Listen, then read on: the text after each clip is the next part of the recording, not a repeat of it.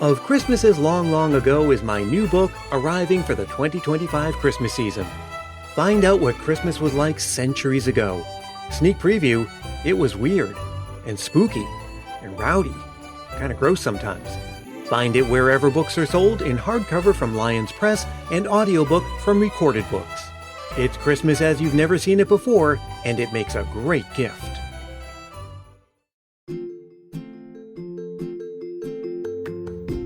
Welcome to another installment of Christmas in Quarantine. It's Christmas Past's impromptu miniseries of indeterminate length. I'm publishing one new episode each day until things are looking better on the COVID-19 crisis. Now, if you're listening in real time, you'll know that the federal social distancing guidelines were just extended through the end of April. So it looks like we'll be seeing a lot of each other for at least another month. Though these things change pretty quickly, so who knows for sure. One thing you might be doing to keep busy these days is playing games. Me, I'm always up for a good game of Christmas trivia, and luckily, so were a couple of my Christmassy friends. But before we get to that, I hope, as always, that you are staying safe and healthy, that you're practicing all of the common sense guidelines and taking your advice only from trained medical professionals, and of course, treating the situation with the seriousness it deserves. Now, you are about to join in on a devious twist on Christmas trivia. Todd Killian from Christmas Clatter and Gerry Davila from the forthcoming podcast Totally Rad Christmas joined me to play a game of two truths and a lie. We'll take turns presenting three related Christmas tidbits and trying to separate fact from fiction. Play along with us and see how you do. I'll come back at the end to say goodbye, but for now, let's put your Christmas spirit and your lie detecting skills to the test with me, Todd, and Gerry. And we're going to begin now. Your first question has to do with ivy. Now, you guys both know, as students of Christmas history, that the Christmas tree is a fairly recent addition to the celebration of Christmas. It was only since about 1870 that the average American household had a Christmas tree. And before that, most American homes and other homes that celebrated Christmas would put up other greenery, mostly holly, ivy, and mistletoe. And that even predates Christmas. The Romans, celebrating Saturnalia, would decorate their homes with holly and ivy. So when it comes to ivy as a Christmas tradition, it actually has a very long history. And so along the way, some funny things can happen, including which of these. So here's your first statement. According to one custom, if maidservants asked a man to bring ivy for Christmas decoration and he did not, they were allowed to nail a pair of his breeches to the gate and deny him the, quote, well-known privilege of the mistletoe, end quote. That's your first statement. Here's the second statement. Ivy, as well as other greenery, often was thought to have medicinal properties, so it was once common to snort the juice of the berries and leaves in order to purge the brain of rheumatism and other ailments. Here's your third statement. Ivy punch was a pungent ivy-based concoction served warm on Christmas Eve, and it was popular for its effects as a mild hallucinogen. So, gentlemen, is it nailing underbreeches to the gate? Was it snorting berry juice? Or was it the ivy punch that is a mild hallucinogen that is the lie among those three? Well, two have to deal with somehow ingesting ivy. So that makes me lean towards hanging the britches up on the fence post, but I'm not 100% sure. What are you thinking, Jerry? Maybe that's just what I want you to think. See, that one to me, it sounds like much more plausible than the other ones. Snorting berry juice? I don't know. That's the one that to me really stands out. It just seems a little more preposterous, I suppose. On the other hand, yeah, just one that would be a little more not lascivious, but just definitely unseemly for the time. All right, the time has come to lock in your votes. I think I'm leaning more towards the snorting of the berry juice. And Peekler, you're saying you think that is the false one? I think that is false. Okay. Yes. All right, I will stick with my gut and say the hanging of the breeches on the fence post is false. And time for the big reveal. You were both wrong. It was Ivy Punch. There is no such thing. And so, yes, actually snorting berry juice and leaf juice was supposed to do things like clear up runny noses and problems with the eyes and things like that. And yes, there was this old, I think it was in the 17th century, that was the custom with nailing the breeches to the post. And also about the denying the well-known privilege of the mistletoe, something that I think a lot of people these days don't realize is back in the day, kissing under the mistletoe was seen as something that only people from lower classes would do. It really wasn't until the 19th or early 20th century that it became a lot more common. So that was really something that you would see among like maidservants and people in that social strata. Oh, wow.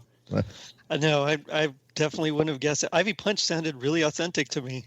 Yeah, it did. At first I thought, well done, good sir. Yeah. Okay, now let's do a minor clarification of the rules. There are no points taken off for incorrect answers. You can only score points, and so far, neither of you have. So we're moving on to the next round, where it is going to be Todd's turn to read a question, and therefore it'll be Gerry and Brian's turn to possibly earn a point. All right. I'm going to get it this time. Well, we'll see. I do want to say that my first question is it was hard for me to build a lot around it, but rest of my questions are much better. But I found this so fascinating, and it has to do with Elvis at Christmas time. Mm-hmm. So that's the subject. All right. And I'm going to give this in more of a traditional multiple choice fashion. Elvis was excited for his 1957 Christmas album, namely because he could record which song? I'll Be Home for Christmas, Blue Christmas, or White Christmas. Now, one of those songs he did not want to record at all. Okay, so here's what I'm thinking. Okay. Yeah. Part of this question suggests to me that there is a possible timeline where Elvis Presley hated Blue Christmas. This is common with some singers, like they'll hate a song. Like I think Slash from Guns N' Roses routinely will say in interviews that he thinks the riff from Sweet Child of Mine is like one of the stupidest things he ever wrote, but it just became famous. So I could see a possible timeline where Elvis hated Blue Christmas, but it got famous anyway, and then there was just no stopping that train. I could also see, because I think I heard a story one time about Elvis watching Robert Goulet on the television, and then he shot the TV because he said, man, that guy is so good of a singer. And Bing Crosby has a similarly smooth voice. So maybe he hated White Christmas because he thought Bing Crosby was such a smooth singer. And I'm sorry, what was the third song, Todd? I'll Be Home for Christmas. I don't recall Elvis singing that one. No. And that was about the war, right? Like that was for a soldier. That song came out during World War II. What war did Elvis fight in? He was enlisted, wasn't he?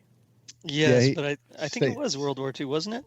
No, he's stationed it was in a Korean Germany, war, wasn't it? It was mid-50s, so it is either late Korean War or early Vietnam. Right. I'm going to go with I'll Be Home for Christmas. I don't remember him singing that one. I mean, all three songs were on the 1957 Christmas album release that he did. It was just that one of them he really didn't want to do. One of them he really did not want to do at all. I'm going with Blue Christmas. Well, in that case, okay. So I'm crazy wrong here, but I'm going to say White Christmas. Well, Brian's got it. It's Blue Christmas. He did not want to do my Blue Christmas at all. I'm like 0 for 2. He said it was too depressing and too sad to be a great Christmas song. Well, he was right. Yes. Easily one of my least favorite Christmas songs. Although Rankin Bass did manage to put it into one of their Christmas specials. So, well, you haven't heard Blue Christmas till you heard Porky Pig singing anyway. So.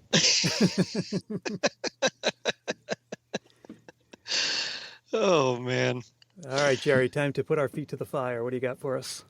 Okay. All right. Well, as people that know me know, I'm really into comic books and sci-fi and fantasy. So one of my favorites is Marvel Comics, and they're known for releasing holiday specials every Christmas. So the plots of 3 of these are as follows, and you'll have to pick which one, of course, is false. So comic number 1, The giant alien dragon Fin Fang Foom battles a giant Hydra robot Santa Claus. That's A. Option B, Santa Claus gets injured by Dr. Doom's castle booby traps, and Doom fills in for Santa, delivering the rest of his toys. Or letter C, the Red Skull uses a cosmic cube to wipe Santa from everyone's memory and makes himself the face of Christmas. Which one of those do you think it is? Fin Fang Foom battling a giant Hydra robot Santa, Dr. Doom delivering Christmas toys for Santa, or Red Skull trying to make himself into Santa Claus? I'm just feeling pretty grateful that two of those are actually true. I think we're all winners here. Yeah, absolutely. They're pretty great, by the way. Man, I don't even know how to begin piecing that one together. I mean, at least with the Elvis one, there was something to go on, well, maybe he just didn't like that song. These, I'm just gonna all I can do is stab in the dark. Well, how about you, Todd? Well, I grew up a comic book fan, but I never did dig deep into them. I recognize those character names, but I don't recognize any of the story names. I'm kind of leaning one way over the others, just because I think the way it was worded more than anything. But that's not any great indication either. So I'm going with Red Skull. That's the one I was leaning towards too. Okay. Mm-hmm. Absolutely was. Okay, well, I'm locking in my vote. I don't think anyone could convince me to not go that way. I'm going to go with Red Skull as well. Okay. That is actually the lie. Wow, I'm a terrible liar, apparently. My goodness. So the good news is I'm great at telling the truth. Right. The Cosmic Cube one was what kind of set off a little flag in my head on that one. So. Okay.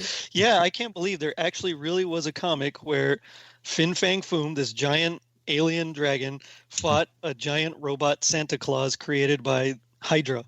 I mean, that blew my mind. I remember reading that, and that's really a great comic, actually. All right, so we've now reached the end of round one, so let's do a check of the score. Brian, that's me, is in the lead with 2 points. Todd has 1. Gerry, maybe this is the round where you'll get yourself on the board. So how about this one? This is probably something we're all familiar with, is Emmett Otter's Jug Band Christmas. Todd, you're a big fan of Emmett Otter, aren't you? Yes. All right. Now the pressure's on. So, here are 3 statements pertaining to Emmett Otter's Jug Band Christmas. Statement number 1. Kermit the Frog appears in the special, but he was taken out after Disney acquired the rights to the Muppets. Statement number 2. Bluegrass singers the Osborne Brothers sued Jim Henson's production company, claiming that the song Barbecue from the special was plagiarized from one of their songs. Or is it statement 3, one scene was so difficult to get right that it took more than 200 takes? All right. I know this one. So, oh, wow. That was quick. Okay. Yeah. So by virtue of actually knowing the answer, Todd, what is your guess? My guess is the second one about being sued for the song Barbecue. Yes, that was what I was going to guess also. Are we locking in our answers with that? I'm locking that one in. Yes, definitely. The Osborne Brothers are a bluegrass band that I was Googling random bluegrass bands yesterday to try to find one to make a convincing lie. As far as I can tell, there is no lawsuit against Jim Henson's production company. Wait, so which one was a lie? The lie was that the Osborne Brothers sued Jim Henson for plagiarism. Oh, okay. Yes. So we did get it right. So we did get it right then. Yes, that is correct. So you're both on the board now. Yay. Todd with 2 points and Gerry with 1 point. All right. All right. I'm going to catch up. Yeah. All right. My next question, I'm going with decorating trends. Mm-hmm.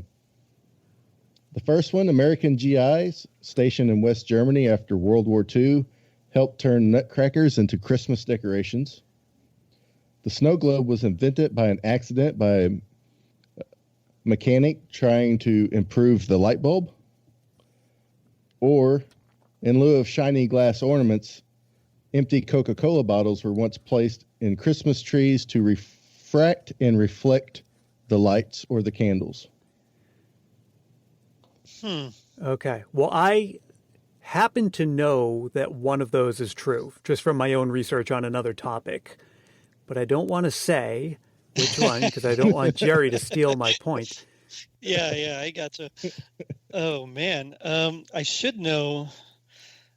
I should know the second one. I mean, I have a degree in physics, and I work at a Christmas store where I deal all in lights, so I should know about the snow globe, and yet I don't. Interestingly enough, what was the first one again?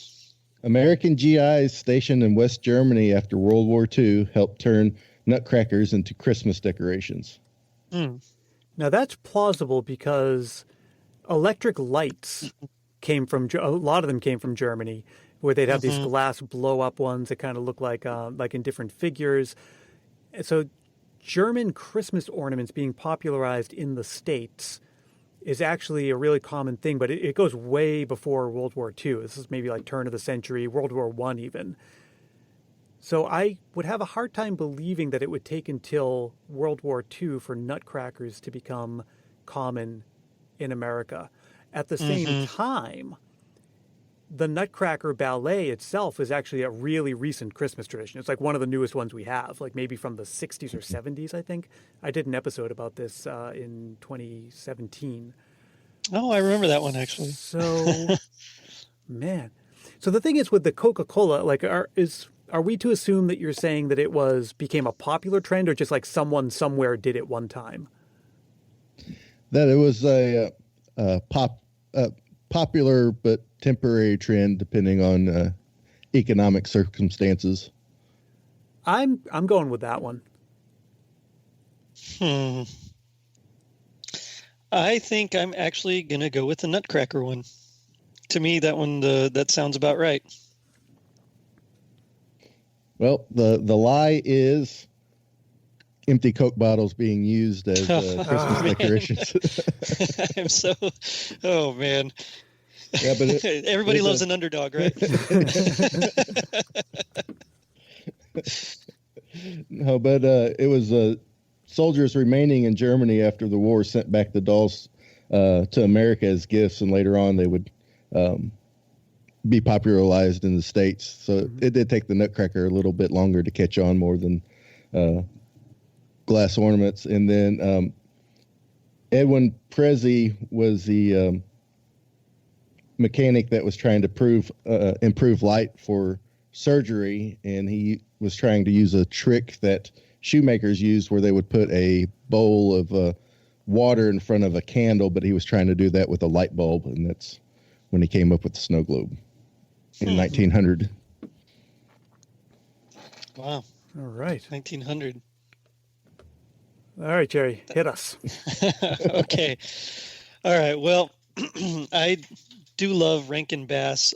Just something about it. Every time I watch it, just brings me back to my childhood. And, they're pretty famous for their Christmas specials featuring traditional and animagic stop motion animation. So here's 3 little tidbits about Rankin Bass, and you can choose which one is true or which one is not true. So the first one is Rankin Bass produced The Stingiest Man in Town, a remake of the live-action musical of the same name, which starred Basil Rathbone.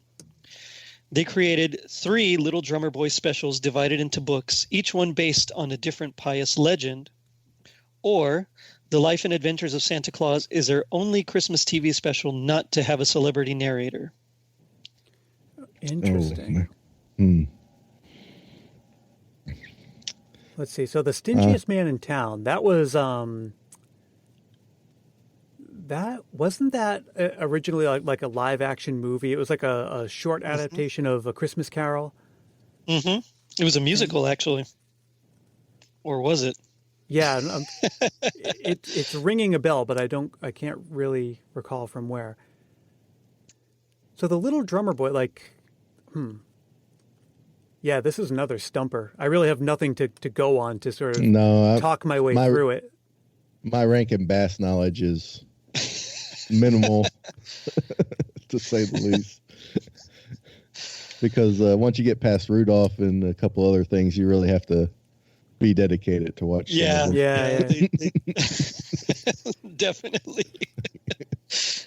All right, then just to put something down, I'm going to say it's the Little Drummer Boy. I'll go with the stingiest man one. And that's just a complete guess.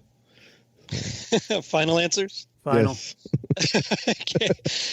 It actually was the Little Drummer Boy that's the lie. They only created two Little Drummer Boy specials, and the second one is not based off of any legend.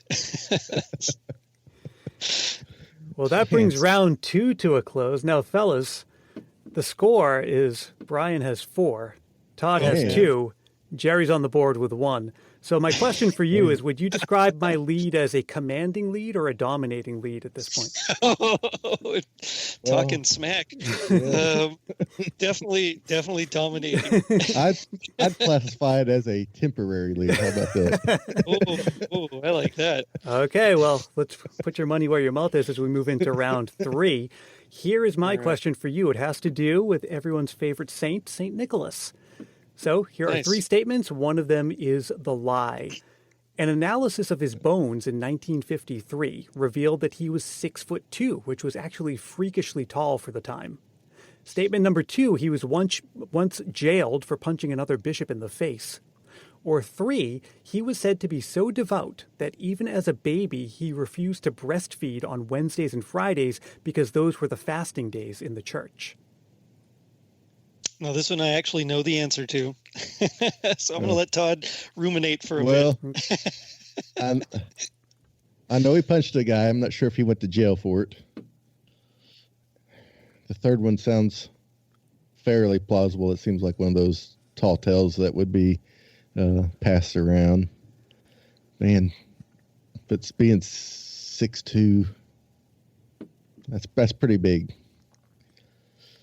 I'll go with his height being 6'2". Okay, that's what it is. Yep. Okay, you guys think that is the lie?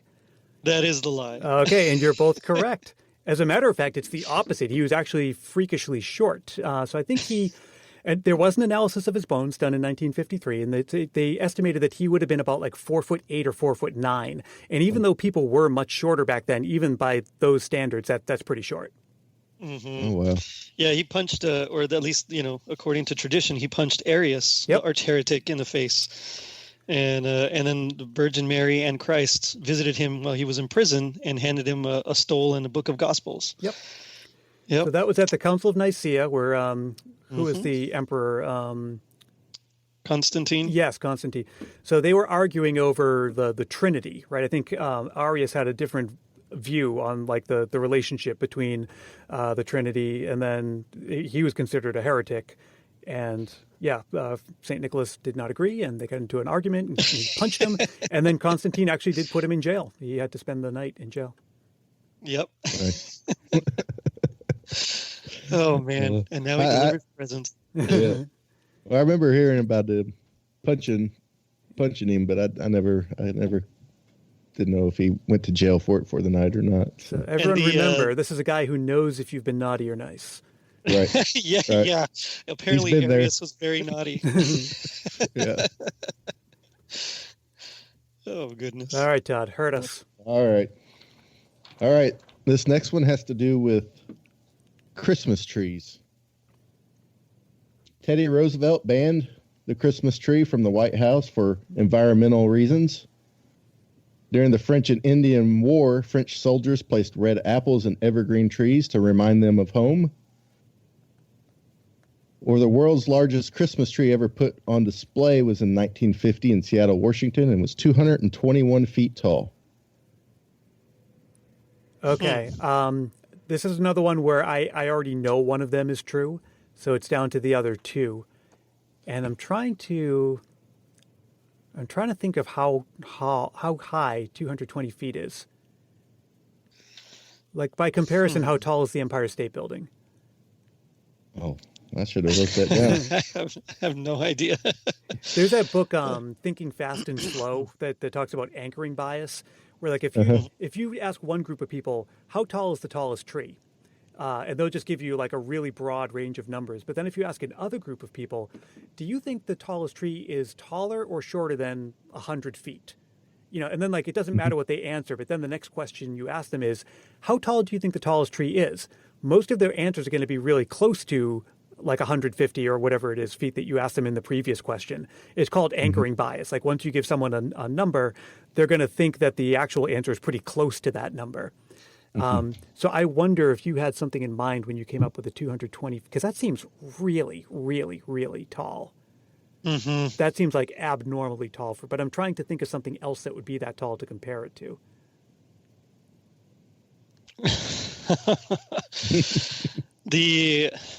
I know, I'm pretty sure the Teddy Roosevelt one is true. Yeah. I think I remember reading that. Yeah. The French and Indian, that sounds, that sounds like a very French thing to do.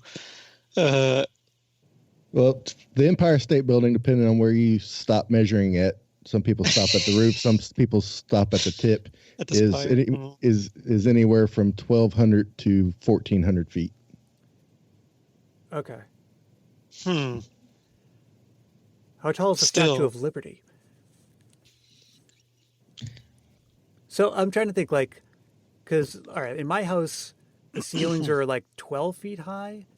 So I'm trying to think like 20 of my houses on top of one of those would be, I don't know. For some reason, I think it's that tall tree. I think transporting a tree that tall, like getting a tree that tall stood up and maintaining it, I could be totally wrong about that, but that's the answer. I'm locking in on that.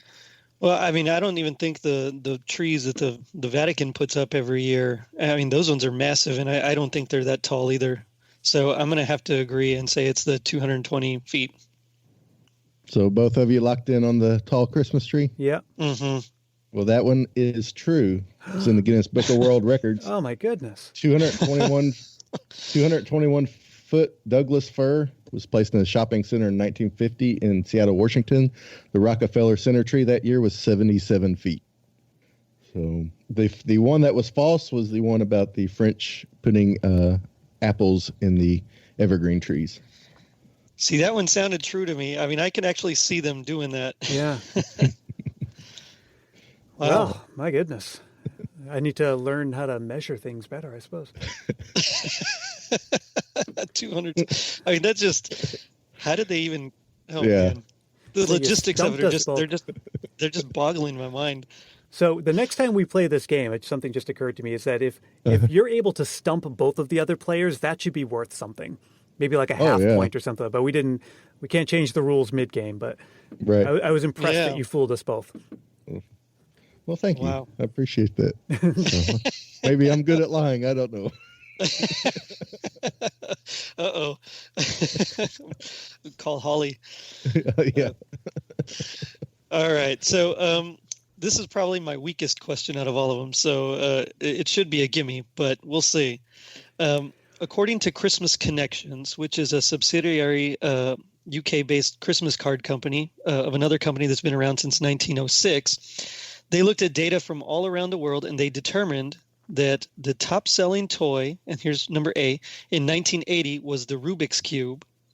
Letter B, the top-selling toy of 1984 was Transformers, specifically Optimus Prime. Or the top-selling toy of 1985 was G.I. Joe. Which one of those you think are incorrect?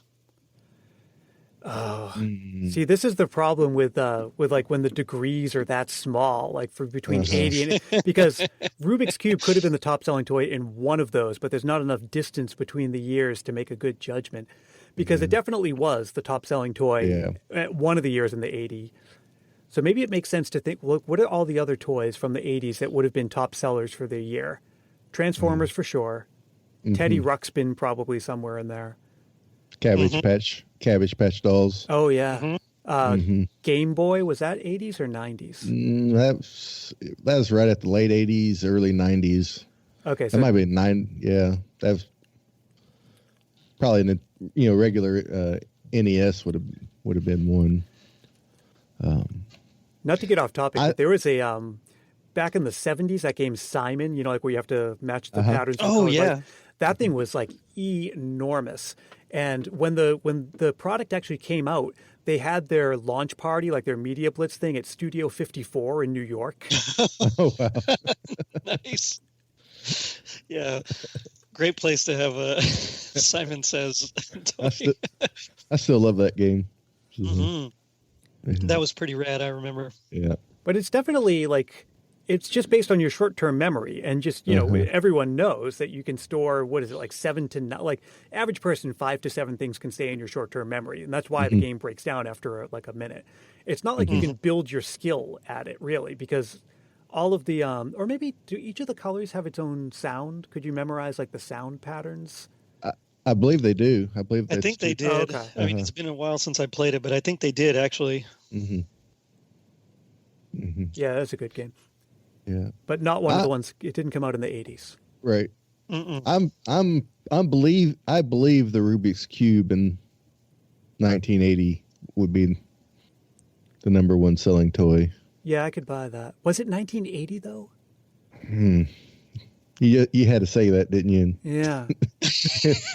Maybe knock like my house of cards of confidence down. Because what was going on with G.I. Joe? Was he a big thing in G.I. Joe mid 80s and 85? See, that's the one that's got me. I think by 85, it may be slipping a little bit to where it was still a good seller, but maybe not the top seller. Yeah, that's where I'm leaning too, to be honest. Yeah. So I'm going G.I. Joe in 85. I'm locking in on that too. That is the lie. It was actually the Care Bears that was a top seller in 1985. G.I. Joe was never a top seller around the world. Although it did in 84. It was one of the top sellers in the U.S., but not in 85. So right. Congratulations. You both get a point. Both scored a point, which brings us to the end of round 3. That was round 3, yep. And a check of the scores. Brian is still in a lead at 5 points, no longer a commanding lead because Todd is right behind with 4 points. Gerry, this is one of your last 2 chances to catch up. I know. I think I'm pretty much locked in my You are third place. trailing with 2 points. So let's see if you can redeem yourself with my question, starting off round 4. And our category is weird retro foods for Christmas. So one of these is, 2 of these are true, unfortunately, and only one of them is not. Statement number 1. In the 60s, Hellmann's Mayonnaise published a recipe in a magazine for edible cranberry candles. You would actually light them on fire and then eat them. Number 2, Dr. Pepper once ran an ad suggesting that you serve its soda hot during the holidays as a holiday beverage. Number 3, at some point, Jell-O published instructions for creating an entire gingerbread house suspended in a Jell-O mold. One of those I'm about 92% sure is true. That is oddly specific. Yeah. Well, 99 seemed like too high, but 90 seemed too low. So you didn't want to split the difference and say 95? You jumped to 92? That seemed a little high as well. So. Wow. I want to say I did read something about Dr. Pepper being served hot.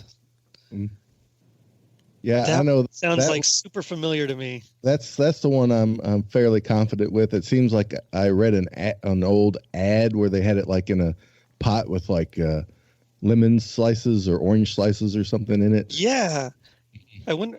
But have you I'm not trying to influence your decision making, but have you ever like left a bottle of Coke in the car on a summer day, and then you come back in, it's all hot, and like you drink, it's like hot carbonated beverages are the most disgusting thing. Yeah, it's the worst. I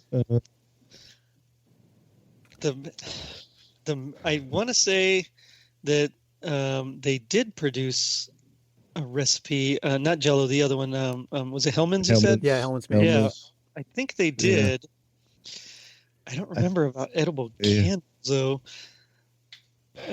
See, the one I'm leaning towards is the Jell-O because I'm just not sure how you could do a house with Jell-O and have it,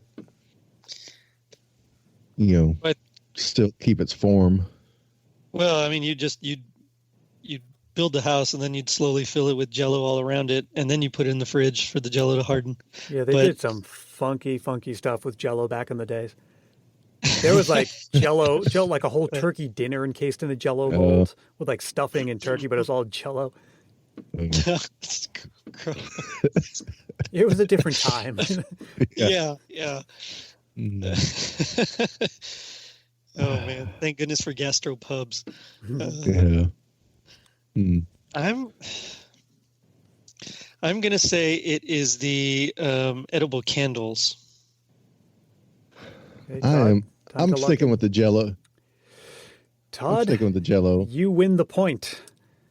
Man, I just cannot win today. So Todd is now tied for first place with Brian. Hellman's published something in the 1960s, and that was something that happened a lot in magazines back then. Still does actually. A brand will say, "Hey, use our products to do this," and they created this thing called an edible dinner salad candle, made of mayonnaise, cranberry sauce, and who knows what else. And there was whole instructions for how you put the wick in and you serve it at the table, you light it, and then presumably at some point you blow that out and you eat it. Oh, wow. But the Jello question was plausible enough because, like I said, I've seen things for like a whole, like a tuna casserole, Jello mold, like a ham dinner. It's really, really gross stuff. Yeah, I've seen pictures from my relatives, some of their old photos where they have some of that stuff. That's why I thought it was possible. So, man. All right. Tricky. Okay, Todd, let's see what you got. All right. We're going to the world of Hallmark keepsake ornaments. Ooh. Alrighty. Hallmark caps the series run for keepsake ornaments at 12 years. In 1973, Hallmark introduced a small line of 6 glass ball ornaments and 12 yarn figures as the first collection of keepsake ornaments. Or in 2008, Hallmark released a teeny tiny Viewmaster ornament that actually works. That last one, I'm almost sure, is real. Mm-hmm. It's real, yeah. So now it's the other two. And I have to say, the only Hallmark keepsake ornament I have that I even know of is one of Fonzie. Nice. Nice. Hey. Yeah, we get them every year. There's we each one of our family members, we pick like 2, and so we'll save up, and then when they are debuted in July, we go and we get the ones that are available, and then we get the rest when they come out in October. But so our tree has a ton of like homemade ornaments, ornaments that are heirlooms, and then a bunch of Hallmark ornaments. Right. it's a real mishmash. It's Sounds very like eclectic. our tree. But I'm pretty sure the Viewmaster one is also correct. Yeah. What was the first one? They capped the. They cap a series, a line of ornaments at 12 years. That I think it's that one. I mean, so, what was the other one? The one about the ball of yarn? Like I believe they probably cap a series, but like 12 years. I don't know if that's. Yeah, I'm not sure. The other one is in 1973. Hallmark introduced a small line of 6 glass ornaments and 12 yarn figures as the first collection of Hallmark keepsake ornaments. Yarn figures. Yarn figure. What is a yarn figure? Made out of yarn? Yeah, it'd be like a Santa Claus or a Mrs. Claus, just made out of yarn. That you hang on the tree. That sounds plausible too. Mm-hmm. Yeah, and I know those were pretty popular. That style. I mean, I remember, and of course this is just anecdotal, but I remember my grandma and several of my aunts having ornaments in that style. I don't know if they were homemade, but I don't think they were Hallmark. I keep going back to the first one, the capping at 12 years. I don't think it's 12. I want to say it's a bit shorter, actually. Well, I'm just throwing darts blindfolded here, so I'll agree with you, Gerry, that is the one that is the lie. You locking it in? Locking it. Yeah, yep. That's it. You both picked the lie. Wow. All right.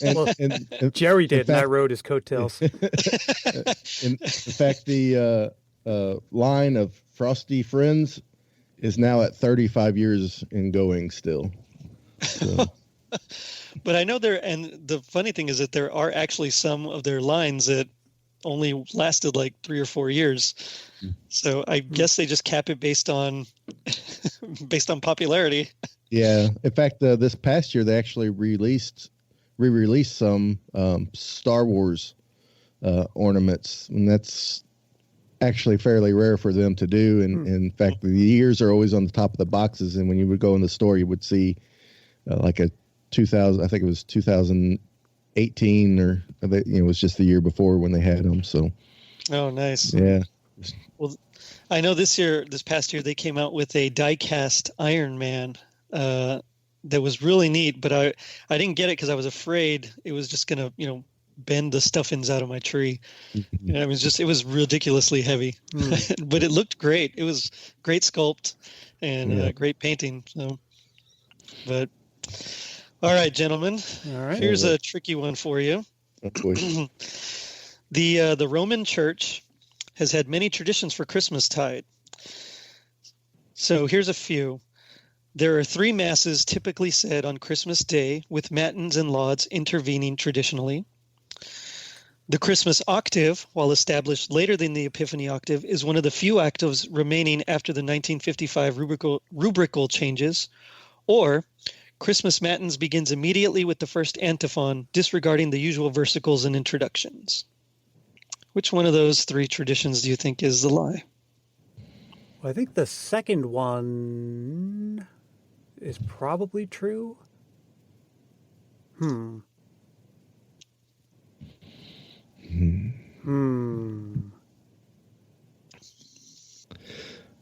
My guess will be a complete stab in the dark because I don't have much to base it on. You have to get my mom on the phone. She knows all about this stuff.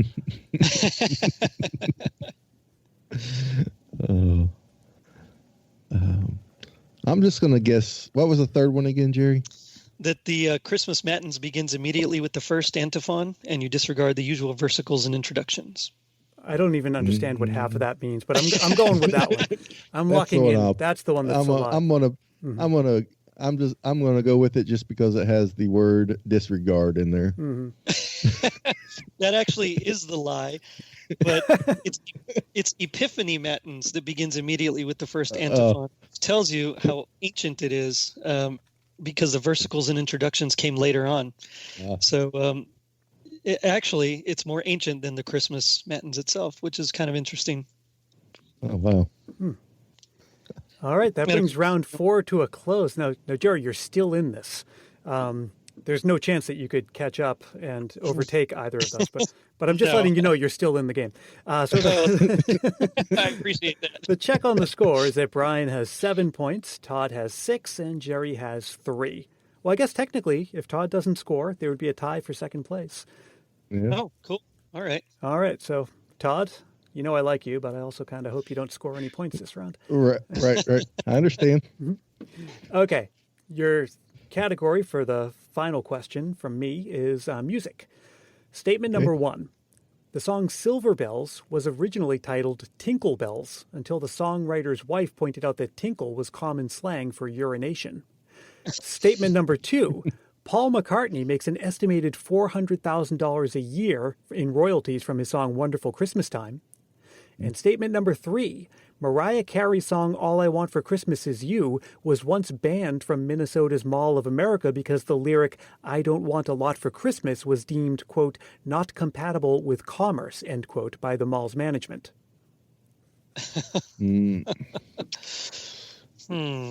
I did read last Christmas that Mariah Carey on All I Want for Christmas Is You made like $750,000 in royalties. So that leaves me to think that Paul McCartney's 450 is probably about right because it doesn't get played as much. So I'm going to rule that one as true. Silver Bells. I do think that it was originally titled something else. I'm not sure if it was Tinkle Bells, but it sounds... When I first heard that, I was thinking that was true. Yeah, me too. Because I remember there was a name change, but I don't exactly remember what it was. In the mall band, I mean, All I Want for Christmas Is You came out in 1994, so surely we wouldn't have had like bans on songs for reasons like that. I'm going with the mall band on. Yeah, on I agree. Eve. Locking them in? Yes. All right, and you both spotted the lie. That was the one. Awesome. So, nice. Yeah, the Silver Bells was originally titled Tinkle Bells, and the songwriter, there are two songwriters. One of them was Jay Livingston. He's the one who came up with that title, and his wife was like, not so sure about that. You know what else I just realized, and I didn't realize this for a long, long time until I started playing piano, and I have a book of Christmas songs. There is no such song as It's Beginning to Look a Lot Like Christmas. The name of the song is It's Beginning to Look Like Christmas. It's just that the first line says a lot, and that's what everyone thinks the name of the song is, but it's not. I don't think I ever paid that close attention to it. It's never been one of my favorites. So I just kind of overlooked that. That's really cool. Yeah, that is. Yeah. Now that you said that, I do remember because me and Dwayne did that Christmas Countdown Showdown, and that song was both in there, and it was like there was beginning to look. And then in parentheses, it finished out a lot like Christmas. Yeah. So, wow. I never put it together. All right, Todd. All righty. This last subject is about me. So, yeah. Remember that. Yeah, personal question. Yeah, personal. So I have 3 statements about myself for Christmas time, and see if you can spot the lie. I once was in a musical rendition of A Christmas Carol where I played Tom Jenkins, had a speaking part, had to sing and dance, and did a comedic pratfall. One Christmas, I put so many lights on our Christmas tree that we could not have the Christmas tree on and run the microwave at the same time. Or one of my favorite Christmas gifts was Santa left me the complete set of Voltron lions. Okay, here's how I'm going to piece this one together. You said a comedic pratfall, which you would not use that terminology unless you had some theater knowledge. Like someone who doesn't would just say, "Oh, and I had to fall down." So because of the insider knowledge and specificity of that phrasing, I'm going to assume that one's true. The Christmas lights and the microwave, so both of those, well, microwaves are what, like 1,200 watts? Christmas lights are very low energy, right? Like, unless you're talking about like the incandescent ones, the ones that you screw in individually, even those are pretty low energy. That one, but you do have to be careful because if you put in the incandescents, usually you can limit to about 3 before you start to pop a breaker. LEDs, you're right. You can run, a million of them in a row, but would he be putting LEDs on his Christmas tree like this in this day and age? LEDs are common. I don't think he'd be putting incandescents. So, but this was at some point in an indeterminate past. So it could be, yeah. So the other one, like, is the third one about what he got for Christmas. I feel like there's nothing to go on there, right? With the other two, you're like, okay, like there's some little clues, like there's the phrasing or the logic, but that one is just like, I don't know, that's a coin toss. Well, see, and I did get all the Voltron lions one Christmas, so to me that seems very plausible. I think it's the microwave and the lights one, honestly. I'm kind of thinking that one too. Yeah, I'm locking in with that. Yeah. Well, you both are wrong. Really? The year I won at Voltron Lions, I ended up getting Voltron vehicles, and I was very that's a bummer. Unhappy. Well, disappointed. I wouldn't say unhappy, but no. One year I put 2,400 incandescent lights on my Christmas tree, incandescent. There you go. And we couldn't run the microwave or the tree at the same time. In fact, we had to open the front door to let the heat out when we had the tree on. Yeah, and, LED's the way to go, man. Yeah. And I'm not saying that because I sell them for a living. They're safer. So I did have a small part in the Christmas Carol musical. So yeah, I knew that right away. Right when you said comedic pratfall, I'm like, all right, this guy knows theater. I wouldn't say that. All right. Well, I will bring us home with some 80s cartoons. Okay, so while celebrating Christmas, He-Man and She-Ra save 2 Earth children from Hordak while Skeletor has a crisis of conscience. The Silverhawks rescue Santa from Monstar and his henchmen after receiving a message from Tallyhawk. Or during a Christmas toy drive, Cobra uses a shrink ray to sneak inside G.I. Joe headquarters, steal the Joe's vehicles, and frame them.